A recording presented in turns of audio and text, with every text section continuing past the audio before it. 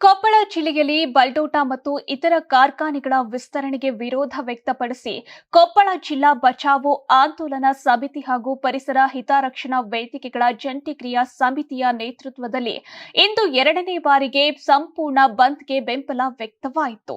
ನಗರದ ಗವಿಮಠದ ಮೈದಾನದಿಂದ ಆರಂಭವಾದ ಬೃಹತ್ ಪ್ರತಿಭಟನಾ ಮೆರವಣಿಗೆಯು ಗಡಿಯಾರ ಕಂಬ ಜವಾಹರ್ ರಸ್ತೆಯ ಮಾರ್ಗವಾಗಿ ಅಶೋಕ ವೃತ್ತ ತಲುಪಿತು. ಪ್ರತಿಭಟನೆಯಲ್ಲಿ ನೂರಾರು ಸಂಘಟನೆಗಳ ಮುಖಂಡರು ಮತ್ತು ಪಕ್ಷಾತೀತ ನಾಯಕರು ಪಾಲ್ಗೊಂಡು ಸರ್ಕಾರದ ವಿರುದ್ಧ ಘೋಷಣೆಗಳನ್ನ ಕೂಗಿದ್ರು. 2025 ಫೆಬ್ರವರಿ 24ರಂದು ಇದೇ ವಿಚಾರಕ್ಕಾಗಿ ಕೊಪ್ಪಳದಲ್ಲಿ ಮುಂಚೆ ಬಂದ್ ನಡೆದಿದೆ. ಅದು ಶ್ರೀ ಗವಿಸಿದ್ದೇಶ್ವರ ಸ್ವಾಮೀಜಿಯವರ ನೇತೃತ್ವದಲ್ಲಿ ಹೋರಾಟ ನಡೆಯಿತು. ಇನ್ನು ಪ್ರತಿಭಟನಾಕಾರರು ಕೊಪ್ಪಳ ಸುತ್ತಮುತ್ತ ಸ್ಥಾಪಿತವಾಗಿರುವ ಕಾರ್ಖಾನೆಗಳು ಪರಿಸರ ಮತ್ತು ವಾಯು ಗುಣಮಟ್ಟಕ್ಕೆ ಹಾನಿ ಮಾಡುತ್ತಿರುವುದಾಗಿ ಆರೋಪಿಸಿದ್ದಾರೆ. ತಾವು ತಕ್ಷಣವೇ ಬಲ್ಡೋಟ ಕಾರ್ಖಾನೆ ವಿಸ್ತರಣಾ ಘಟಕವನ್ನ ರದ್ದುಗೊಳಿಸಬೇಕು ಎಂದು ಆಗ್ರಹಿಸಿದ್ರು. ಆದರೆ ಈ ಬಗ್ಗೆ ಜಿಲ್ಲಾ ಪ್ರತಿನಿಧಿಗಳು ಮುಖ್ಯಮಂತ್ರಿ ಸಿದ್ದರಾಮಯ್ಯ ಅವರನ್ನ ಭೇಟಿಯಾಗಿ ಕಾರ್ಖಾನೆ ಚಟುವಟಿಕೆಯನ್ನ ತಾತ್ಕಾಲಿಕವಾಗಿ ನಿಲ್ಲಿಸುವ ಭರವಸೆ ಪಡೆದಿದ್ರು. ಶಾಶ್ವತ ರದ್ದತಿ ಆದೇಶ ಹೊರಡಿಸದ ಕಾರಣ 116 ದಿನಗಳ ಧರಣಿ ನಡೆಸಿದ್ರು. 2026 ಫೆಬ್ರವರಿ 24ಕ್ಕೆ ಕೊಪ್ಪಳ ಬಂದ್ಗೆ 1 ವರ್ಷ ಪೂರೈಸಿದ ಹಿನ್ನೆಲೆಯಲ್ಲಿ ಮತ್ತೆ ಎರಡನೇ ಬಾರಿಗೆ ಬೃಹತ್ ಹೋರಾಟಕ್ಕೆ ಕರೆ ನೀಡಿ ಕೊಪ್ಪಳದಲ್ಲಿ ಬಂದ್ ಮಾಡಲಾಗಿತ್ತು. ಈ ಪ್ರತಿಭಟನೆಯಲ್ಲಿ ಶ್ರೀಶೈಲ ಮಠದ ಶ್ರೀ ನಾಗಭೂಷಣ ಮಹಾಸ್ವಾಮೀಜಿಗಳು, ಸಂಸದ ರಾಜಶೇಖರ ಹಿಟ್ನಾಳ್, ಶಾಸಕ ರಾಘವೇಂದ್ರ ಹಿಟ್ನಾಳ್, ಮಾಜಿ ಸಂಸದ ಸಂಗಣ್ಣ ಕರಡಿ, ಮಾಜಿ ಶಾಸಕರು ಅಮರೇಗೌಡ ಬಯ್ಯಾಪುರ, ಎಂಎಲ್ಸಿ ಹೇಮಲತಾ ನಾಯಕ್, ಜೆಡಿಎಸ್ ನಾಯಕ ಸಿವಿ ಚಂದ್ರಶೇಖರ್ ಹಾಗೂ ಹಲವಾರು ಪಕ್ಷಾತೀತ ಮುಖಂಡರು ಪಾಲ್ಗೊಂಡಿದ್ದರು. ಮೆರವಣಿಗೆಯಲ್ಲಿ 50ಕ್ಕೂ ಹೆಚ್ಚು ಟ್ರ್ಯಾಕ್ಟರ್ಗಳು, 20ಕ್ಕೂ ಹೆಚ್ಚು ಎತ್ತಿನ ಬಂಡಿಗಳು ಮತ್ತು 106 ಬೈಕ್ಗಳ ರ್ಯಾಲಿ ನಡೆಯಿತು. ಕಾರ್ಖಾನೆಗಳಿಂದ ಹಾನಿಗೊಳಗಾದ ಹಳ್ಳಿಗಳ ರೈತರು ತಮ್ಮ ಬೆಳೆ ನಷ್ಟವನ್ನ ಪ್ರದರ್ಶಿಸಿ ಸರ್ಕಾರದ ಗಮನ ಸೆಳೆದರು. ಕೊನೆಗೆ ಪ್ರತಿಭಟನಾಕಾರರು ಜಿಲ್ಲೆಯಲ್ಲಿ ಹೊಸ ಕಾರ್ಖಾನೆಗಳ ಸ್ಥಾಪನೆಯನ್ನ ಶಾಶ್ವತವಾಗಿ ನಿಲ್ಲಿಸಲು ಮತ್ತು ಈಗಾಗಲೇ ಕಾರ್ಯನಿರ್ವಹಿಸುತ್ತಿರುವ ಕಾರ್ಖಾನೆಗಳ ಪರಿಸರ ಹಾನಿ ಪರಿಶೀಲಿಸಿ ಕಟ್ಟುನಿಟ್ಟಿನ ಕ್ರಮಗಳನ್ನ ಕೈಗೊಳ್ಳಲು ಆಗ್ರಹಿಸಿದ್ದಾರೆ.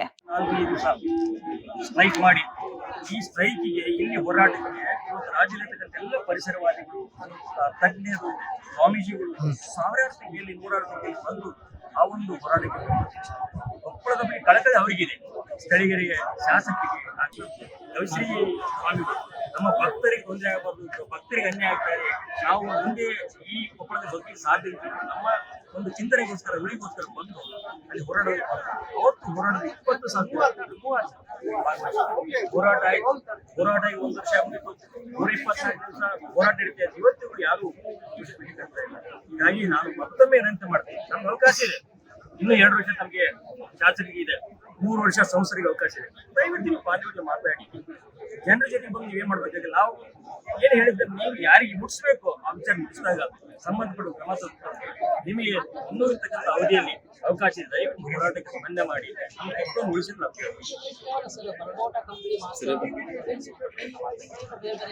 ಈ ಹೋರಾಟದ ವಿಷಯ ಇಲ್ಲಿ ಹೋರಾಟಗಾರರು ಯಾವುದೇ ಫ್ಯಾಕ್ಟರಿ ವಿರುದ್ಧವಾಗಿಲ್ಲ. ಕೇವಲ MS ಎಲ್ಲೋಸ್ಟೋರು, ಎಕ್ಸ್ ಇಂಡಿಯಾ ಮತ್ತು ಕಲ್ಯಾಣ ಈ ತರ ಯಾವ ಫ್ಯಾಕ್ಟರಿ ವಿರುದ್ಧ ನಾವು ವಿರುದ್ಧ ಇದ್ದದ್ದು ಯಾವುದೇ ಕಾರಣಕ್ಕೂ ಕೊಪ್ಪಳಕ್ಕೆ ಮುಂದಿನ ದಿನಗಳಲ್ಲಿ ಯಾವುದೇ ಒಂದು ವಿಸ್ತರಣೆ ಆಗಬಾರ್ದು. ಕೊಪ್ಪಳಕ್ಕೆ ಈಗ ಬಂದಂತ ಫ್ಯಾಕ್ಟರಿ ಸಾಕಷ್ಟು ವಿಸ್ತರಣೆ ಆಗಬಾರ್ದು.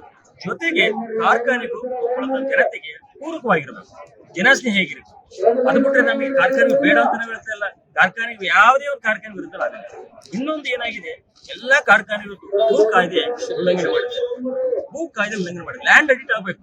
ಅವ್ರು ಯಾವ ಉದ್ದೇಶ ತಗೊಂಡಿದ್ದಾರೆ, ಆ ಉದ್ದೇಶಕ್ಕೆ ಎಷ್ಟು ಅವ್ರ ಜಮೀನ್ ಬೇಕಾಗಿತ್ತು, ಅವ್ರು ಇವತ್ತು ರಿಯಲ್ ಎಸ್ಟೇಟ್ ಮಾಡ್ತಾರೆ. ಇವತ್ತು ನಮ್ಗೇನು ಯಾರು ಹೆದರಿಕೆ ಇಲ್ಲ.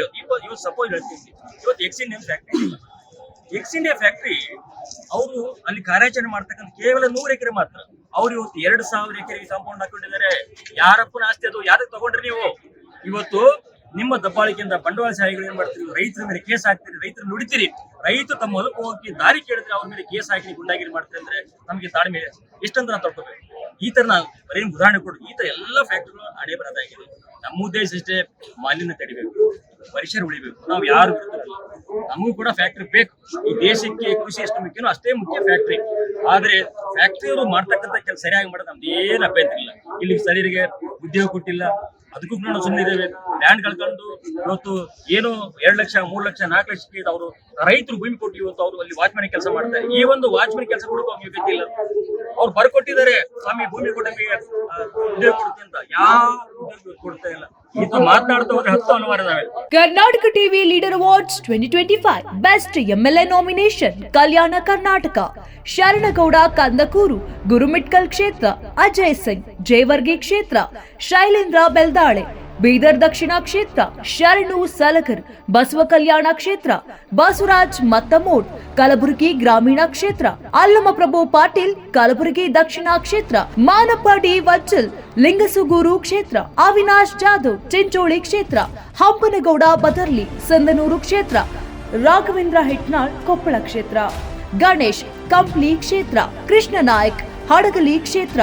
ಕರ್ನಾಟಕ ಟಿವಿ ವಾಟ್ಸ್ಆಪ್ ಚಾನೆಲ್ ಮೂಲಕ ವೋಟ್ ಮಾಡಿ ಹಾಗೂ ಇವರಲ್ಲಿ ಬೆಸ್ಟ್ MLA ಯಾರಂತ ಕಮೆಂಟ್ ಮಾಡಿ. ನೀವು ಸಣ್ಣ ಆಗ್ಬೇಕಲ್ವಾ? ಅದು ಒಂದು ಉತ್ತಮ ಆಹಾರದಿಂದ ಸಣ್ಣ ಆಗ್ಬೇಕಲ್ವಾ? ಪ್ರತಿದಿನ ನಮ್ಮ ಜೀನಿ ಸ್ಲಿಮ್ ನ ಯೂಸ್ ಮಾಡಿ ಯಾವುದೇ ಸೈಡ್ ಎಫೆಕ್ಟ್ ಇಲ್ದಂಗೆ ನೀವು ಸಣ್ಣ ಆಗ್ತೀರಾ.